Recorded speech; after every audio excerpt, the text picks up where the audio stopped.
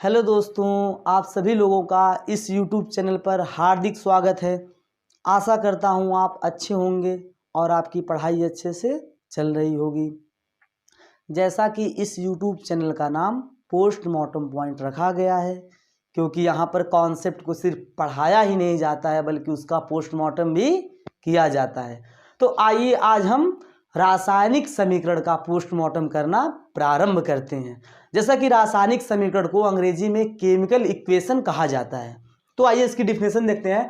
रासायनिक अभिक्रिया में भाग लेने वाले अभिकारकों तथा इसके फलस्वरूप उत्पन्न उत्पादों को प्रतीक एवं सूत्रों के रूप में निरूपित करने को रासायनिक समीकरण कहते हैं।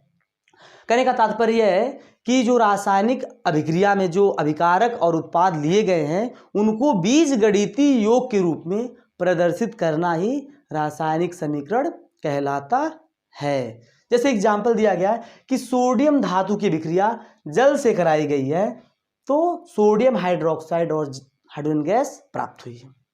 अब देखनी है बात यहाँ एस फॉर क्या है कि ये सॉलिड अवस्था में लिया गया है, ठोस अवस्था में लिया गया है।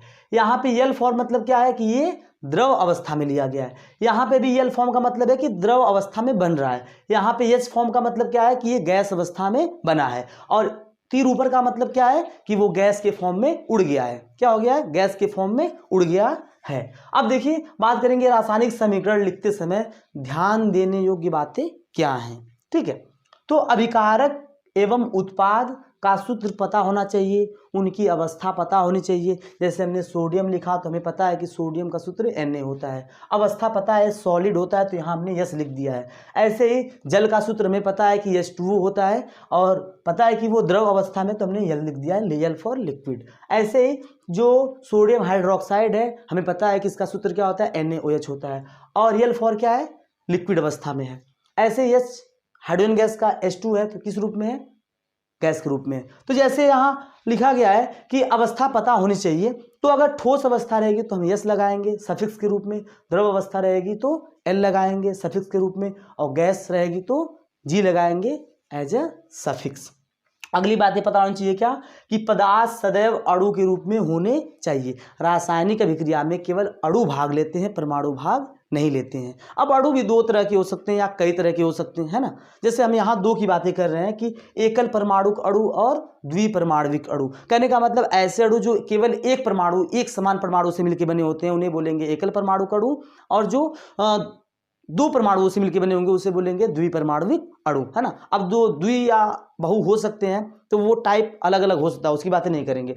तो एकल द्विपरमाणविक अणु का एग्जाम्पल लिया गया, जैसे हाइड्रोजन गैस है ये हमेशा H2 के रूप में रहेगा, ऑक्सीजन है हमेशा O2 के रूप में रहेगा, नाइट्रोजन हमेशा N2 के रूप में रहेगा, क्लोरीन हमेशा Cl2 के रूप में रहेगा, इत्यादि ऐसी बातें की गई है। अब एकल परमाणु अणु या तत्व कौन कौन है? जैसे सोडियम हो गया Na, मैग्नीशियम हो गया Mg, कैल्शियम हो गया Ca, कॉपर हो गया Cu, Zn हो गया जिंक, Fe हो गया आयरन। ये बातें हो गई।